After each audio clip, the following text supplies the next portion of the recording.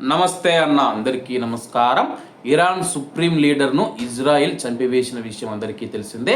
అలాగే గత 2-3 రోజులుగా మనం చూసుకుంటే కానీ ఇరాన్ మీడియా అయితే అధికారికంగా ప్రకటించిందనమాట. అలాగే రష్యాకు సంబంధించిన మీడియాలు కావచ్చు, అంతర్జాతీయ మీడియాలో ఇజ్రాయెల్ ప్రధానమంత్రి తీవ్రంగా గాయపడి రక్తస్రావం కావడంతో మరణించాడని చెప్పేసి వార్తలు వస్తూ ఉన్న నేపథ్యంలో సోషల్ మీడియాలో అయితే ఇజ్రాయిల్ ప్రధానమంత్రి నెతన్యాహు అయితే ఒక వీడియో విడుదల చేయడం జరిగింది.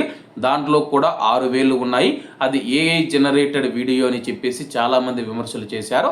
దీని గురించి బెంజమిన్ నెతన్యాహు మనం చూసుకుంటే కానీ తన యొక్క సోషల్ మీడియా ఖాతాలో ఒక వీడియోను పోస్ట్ చేయడం జరిగింది. ఆ యొక్క వీడియోలో మాట్లాడుతూ చనిపోయాడని సోషల్ మీడియాలో వస్తూ ఉన్న పుకార్లను తేలిగ్గా కొట్టిపారేశాడనమాట. అలాగే నేను కాఫీ తాగడానికి చనిపోయానా అని చెప్పేసి జెరూసలం వెలుపల ఉన్న ఒక కేఫ్లో కాఫీ అందుకుంటూ తన యొక్క అధికారిక ఖాతాలో సోషల్ మీడియా ఖాతాలో వ్యంగ్యంగా స్పందించారు.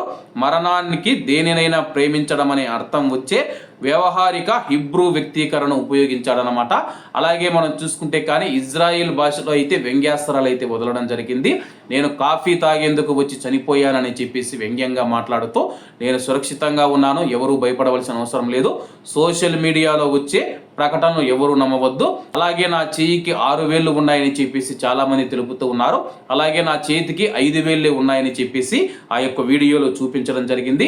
ఒకసారి మీరు కూడా నా చేతి వేళ్లను లెక్క పెట్టుకోండి అని చెప్పేసి ఇరాన్ వాళ్ళకైతే హెచ్చరిక జారీ చేయడం జరిగిందనమాట. అలాగే ఇజ్రాయిల్ పౌరులకు కూడా కీలక సూచన అయితే జారీ చేయడం జరిగింది.